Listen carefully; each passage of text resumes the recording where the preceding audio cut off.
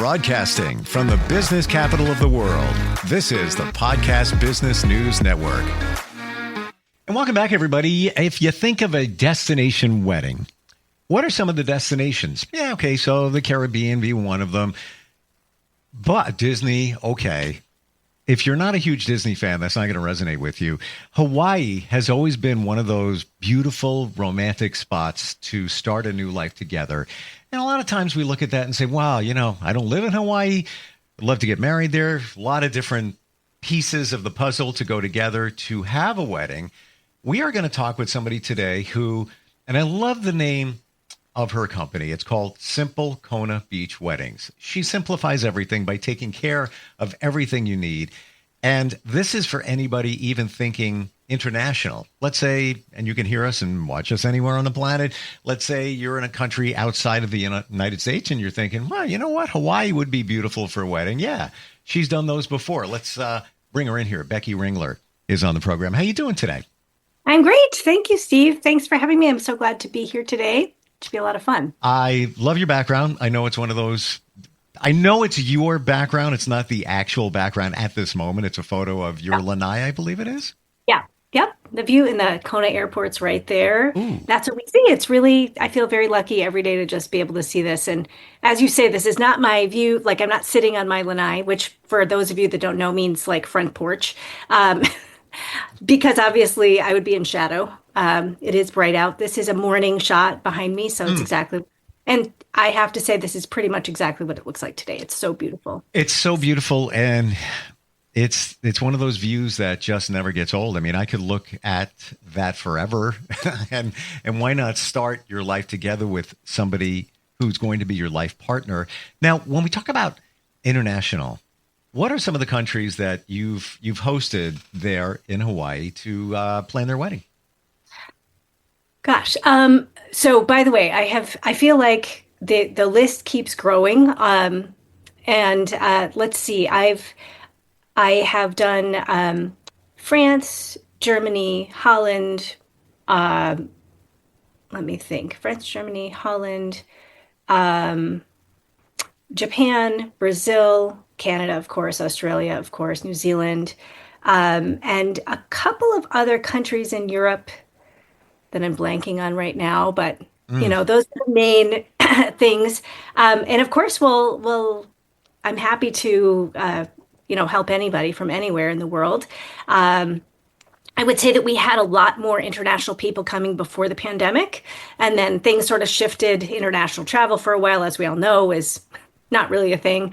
The exchange rate is not great for people from other countries right now, and various other things that may keep some people away. But we are still here, and I am always glad to welcome people and help them out. And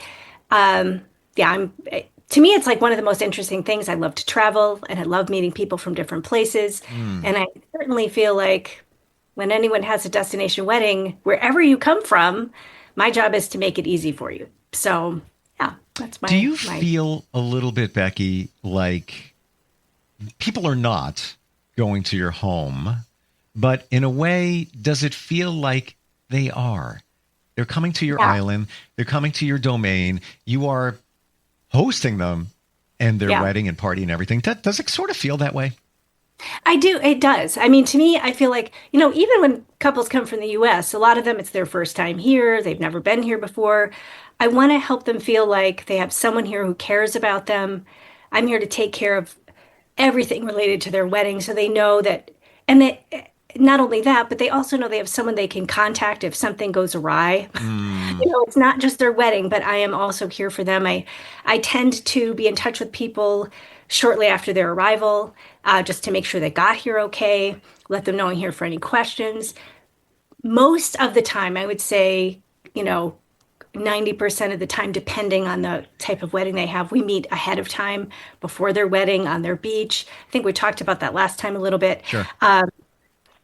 But I'd like them to feel like, I'm here and they have a resource, not only for their wedding, but also I'm just here in case they need some advice, or if something happens, they have somebody here who cares about them. So that feels really important to me. I believe that things are changing to the way they used to be. This is not just what you do, but travel agents, right? We used to, booking everything online. It's so impersonal. Things happen. Nobody to talk to. Get the, situation rectified if you're lucky. So travel, what they used to be called agents, I think they're travel professionals now. It's kind of the title. But they're having a comeback because many of us are tired of that impersonal feel. And that's, I think, where you come in. You're not, as far as I understand, an official travel agent, but you can help and direct somebody if they're coming there. Let's say, hey, I'm coming with 15 people. Where do I stay? You can give suggestions. I'm coming with 50 people. Where do I go? You've done it. You've been there, where to go. Hey, you know what? Before we get married, we got 3 days before that date. Where do we go for dinner? We just want to go for a nice Polynesian dinner. Where do we go tonight? You'll know, Right. You're not going to get that with anybody else. Yeah. And I feel like that's really, to me, that feels really important because I feel like, talk about impersonal. I mean, there are places here, I would say this is common anywhere, where you can just like book everything, even your wedding. You can just book it online, like you're booking a McDonald's, you're ordering your McDonald's meal. Mm-hmm. But I feel like the type of people that come to me really like that personal touch. They want to feel like someone cares about them. I feel like there is a move back toward that. Also, I mean, it's interesting. I either have younger couples who are craving that, or I have a lot of, I don't want to call them older couples. I mean, I'm older. Some of them are like, "Oh, I'm so old." I'm like, "You're younger than I am. It's really okay." But I feel like couples that, it's their second or third marriage, maybe they're doing this again, or it's their first time, they've waited a long time. They're used to a little bit more personal thing, and everything has moved away from that. So I feel like it's really nice to be able to say, yeah, I can help you take care, especially like I always, if they want it, I take care of their dinner reservation the night of their wedding. I help them set up, especially if it's a custom wedding, I'll help them create a private dinner somewhere or something really special. But I have all sorts of restaurant recommendations, and like I have a guy that I use who helps with activities, if they really need them, who's free for them to use, and he's just a great person and really knowledgeable. Mm-hmm. And my husband is great with just general like advice around the island. So yeah, I feel like it's something really special, and I feel like most people don't take the time to do that. And to me, that feels really important. I know I wish that I'd had that when my husband and I got married here on the Big Island. Mm-hmm. We did have a friend who lived here who was our main source of information. But in terms of my wedding, I felt like I was just flying blind. And I try to make sure that that they feel cared for, I guess. Feels That's a really great important. way to describe it, and I can totally relate. In another life, I got married on Kauai through a hotel. It was okay. I didn't have a big party with me. I had another couple. He was my best man, right? So it was just impersonal. I'm not saying it was bad, but it wasn't great. It was just kind of like robotic. It wasn't a special area. It wasn't, and it is what it is. That's what you get when you book through a hotel. They have that little spot either on the beach or, a gazebo somewhere or something like that. We know it, but share with others if you could, Becky. What's special about Hawaii? Why do couples gravitate to go there? I think there's something. Now, I grew up in upstate New York, Mm-hmm. and I had always dreamed of Hawaii. And, it just feels very magical, right? Because especially if you come from a place without palm trees, it feels very magical. But even if you're from a place like Florida or somewhere else, Hawaii is its own thing. We're Yeah. out in the middle of the Pacific. We're very far away. And by the way, little caveat, people still forget this. This is still part of the US. You do not need a passport. There's nothing, people forget that very easy. If you live in the US, it's very easy to get here. And if you're coming from outside the country, well, it's the same as just coming to the US. It's not complicated in terms of that. But Thanks for saying that, because I just take it for granted that people know it's the U.S. It's not the mainland of the U.S., but yes, it is right. the U.S. People forget all the time. They're Yeah. like, well, in America, I'm like, you are technically in America. But anyway, I totally lost track. What were we talking about, Steve? The charm and oh, why, what makes it of so course. special. Magical was a great word, by the way. I get Yeah, it. it is. It is this super magical type of experience. I mean, here, especially in Kona, you get off the plane and you're in the middle of a lava field. So it literally is black rock around you. Mm. You are in the lava. Um, And then you get off the plane and you feel like, you can feel the tropical air hit you. Although here on the dry side, Kona is the dry side of the island. It is not super, it's not extra humid. I mean, if you come from a desert climate, yes, it'll feel humid. But if you come from New York or any of the what I consider swampy summer areas, uh, the Midwest or like anywhere along the East Coast, this is not that humid. Trust me. It feels just luxurious, though. You get off, maybe there's a cool breeze. Well, a warm breeze. It's not a cool breeze. Um, Well, you know what? When the and wind's blowing a little bit, it probably feels cool to you. yeah, it does. But it's like this, like you just feel caressed by everything. And it's Mm. just this super magical feeling. And, here on this island, I think it's very special. It is the island of Hawaii. I feel like we have the most Hawaiians that actually live on the island here. And there is a lot of aloha here, which just, I mean, I always say this in my ceremony, it really does have hundreds of meanings, but there's a welcoming feeling that I think is pretty normal here. And Mm. it's just really, it's it's unlike any place that maybe you've ever been. And now I feel spoiled. Also, the ocean is so beautiful. I feel like I see oceans in other parts of the world. I'm like, oh well, I don't know. I mean, not You anymore. become an Yeah, ocean snob. It's, I have, and I almost feel sad about that. well, But it is what it is. you're blessed to know the difference, and there Yeah, is a difference coming from New York. I'm on Long Island, New York. right. We'll just leave it at that in terms of the water. Yeah. It's good for a week out of the summer. Let's talk about the misconceptions about Hawaii. First one I want to address, and you mentioned it before we got on here, volcano. So, like, Yeah. if you read in the news or whatever, hey, there's a volcano active, don't be alarmed. Please explain. Yeah. So uh, basically, the volcano, especially right now, it's very active down in Kilauea, which is where the main active caldera is. It's at the moment, especially, even though they say it's the largest eruption since 1952, I Hmm. believe someone said, Wow. it is different from the one in 2018. In 2018, it's a shield volcano, which means it's not like a cone, it's a shield where it cracks open at various places. And usually, like right now, it's contained to the main caldera. So there's these two huge plumes, not every day, but most days, and it's very spectacular. But it is like, at least from Kona, that's like 2 hours away. And it doesn't mean it's like seeping down and coming down to cover anything. It's really contained in a viewing area. In 2018, it was cracking all along the shelf in random locations, and that actually it paved over this whole area of homes and these cool tide pools, but it created more land actually, Hmm. and it created something else really cool. Um, but in general, the way the lava moves here tends to be very slow. Like it's not anything like you don't have warning. Even back, was it in 2022? 2022, 2023, I can't remember now. I think it was 2022. We had Mauna Loa erupted for the first time in like I don't know how long.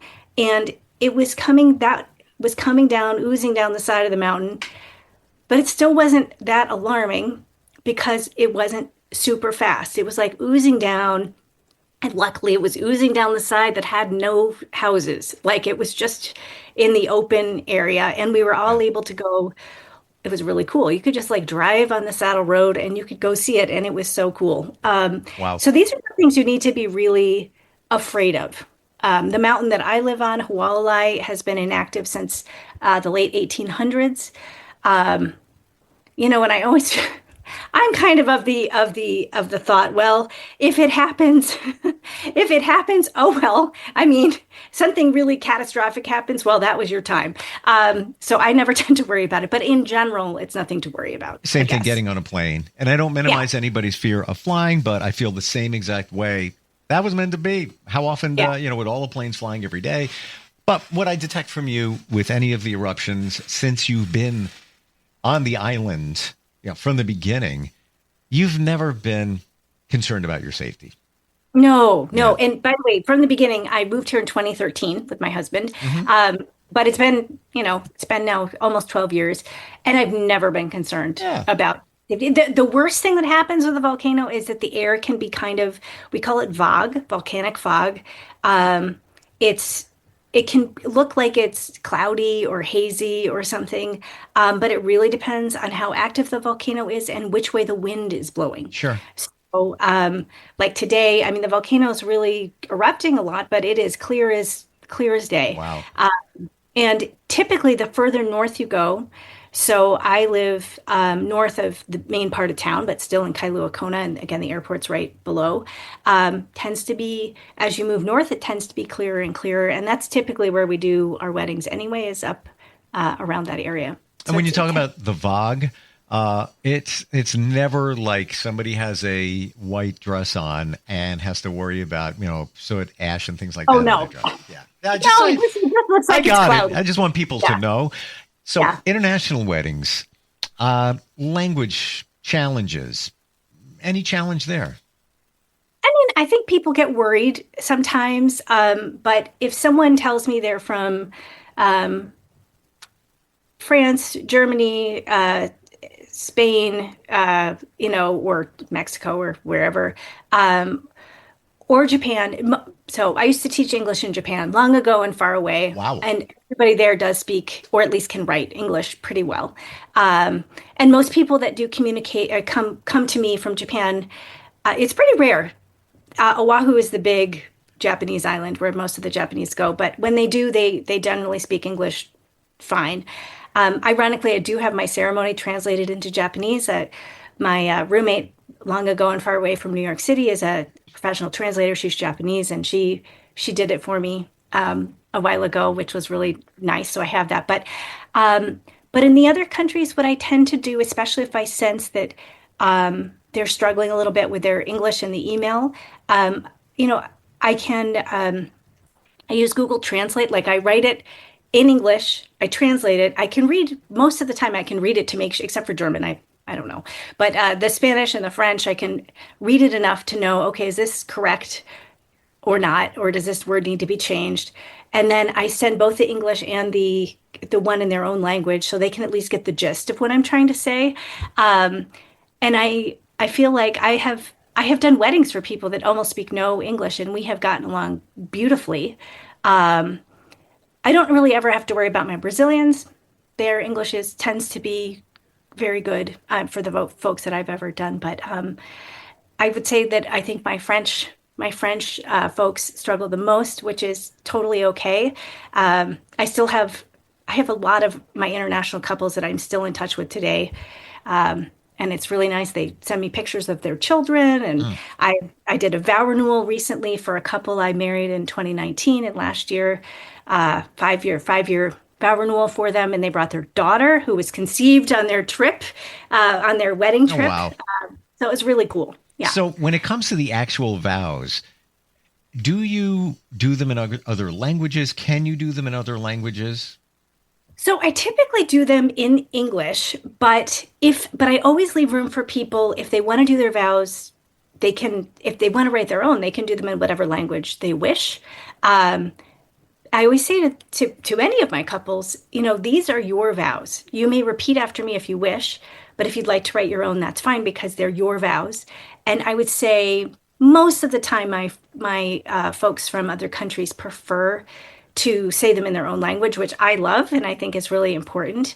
I do also have the ceremony translated sometime, I think in French and maybe in Spanish for that I can hand to any guests so they can read and kind of know what's happening. It's not the best translation; those are not professionally translated, mind you. But Sure. but it's like give people a gist of what's going on. But I think it's the feeling too, like they can feel what's happening. They generally know what's happening. I go over it with them. And I don't think people care that much. They want to feel what they're feeling and be there. And I want them to feel as comfortable as possible. So, I'll bet you too that they're there to feel the authenticity of the island. And yes, there are other languages on that island, but again, it is the United States, i.e. English. But if you wanted your ceremony done in your native language, I'm sure you could find somebody that could do that. Maybe. I will say that that is a possibility, Steve, although we are limited here more than other places in the world. We have visitors and we have people, but I'm not 100% sure that we could. But what I could say is that I always talk to my couples and say, what's the most important thing to you? Like, what does this matter to you? And then I can always say, if they say we really want it in X, I'll say, I'll see if I can find somebody for you. I would say that this is, although we have people from all over the world that stay here or live here, I'm not 100% sure that we could find someone who does, which is interesting. Anything's possible, but again, yes, right I always back look. to yeah, and I'm always open to exploring how I can make it the most comfortable. But I would say that most people prefer to have it. They're okay with having most of the ceremony in English, because it almost adds to the excitement of being here, I guess. Right. But I always want to make sure that their vows are in their own language if that's what they prefer. Well, they're there for that reason because of the culture of the island. So that's, that speaks volumes right there. It's like somebody going to Japan and saying, yeah, I want everything Americanized. That's what I want my wedding to be. Well, why'd you go there? Why did you have that wedding there? What do you think are some of the other myths that people have about going to Hawaii just in general, but also just having their wedding there?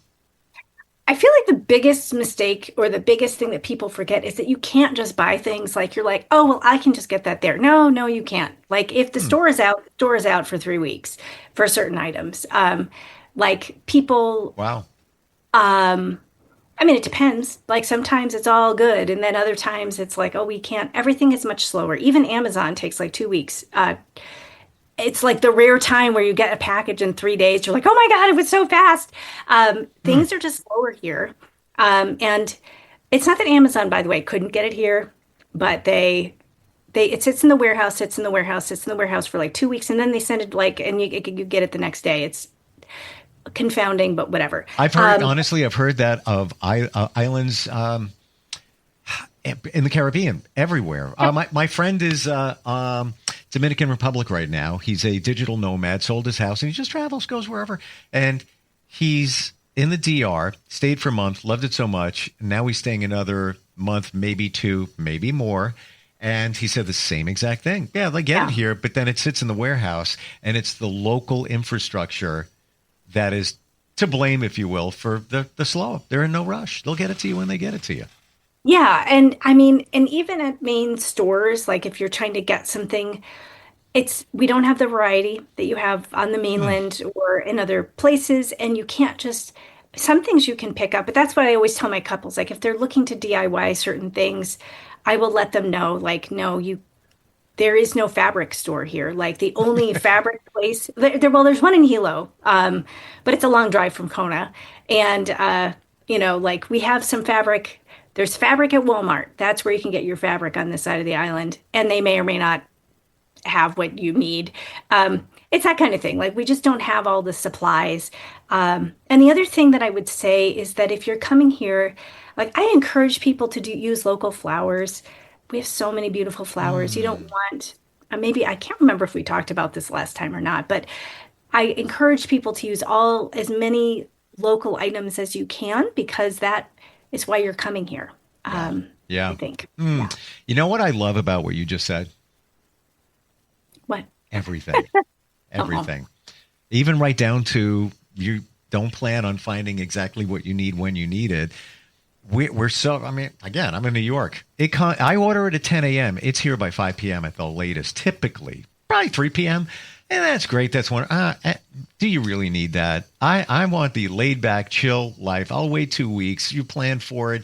You're traveling there, plan around it. But that's why you are there, to advise somebody. Here's what we got. Just letting you know. You might want to, if somebody's got this, brainchild of an idea, say it's party favors. Yeah, we'll make them when we get there. We have like 2 weeks or whatever. But no, that's just to be aware of.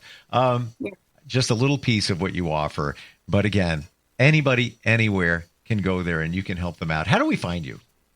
Well, the best place is to go to my website. I do have, of course, you can find me on Instagram and Facebook at Simple Kona Beach Weddings with an S. But my website is www.simplecona, and Kona with a K, by the way, Kona, Beach Weddings with an S.com. So simplekonabeachweddings.com is the best way to get in touch with me through the contact form. And then, I always will send you an email, and then we set up a time to talk via Zoom so that I can really hear about you and see whether we're a good fit and how I can best make your day amazing. So. Fabulous. I think about you often when I'm having a Kona beer because that's actually kind of big here. Usually any restaurant you go to, at least in this area, it's on tap. Yeah. And it's really good. It's really good. Wonderful talking with you today, Becky. And thanks for all the insight. And next time we get together, maybe we'll do wedding trends. You never know. Yeah, there's so many things to talk about, Steve. So yay. Thank you so much. Thank you. We'll be right back.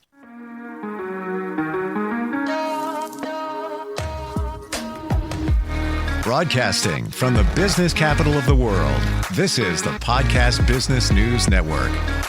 Adopt US Kids presents Multiple Choice Parenting. Your daughter just had her first breakup. Do you A, put yourself in her shoes? How could he do this to you? And for Sheila, she has split ends. B, console her? Oh, sweetie, this is going to happen a lot. 4, maybe 5 more times before you get married. C, take charge? Got to get this all straightened out. Give a little talking to, man to man, mano a mano. Hey, Steve! Is now a good time? No?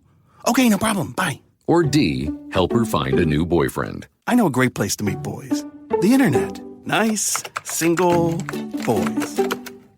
Never mind. How about some ice cream? As a parent, there are no perfect answers. But you don't have to be perfect to be a perfect parent.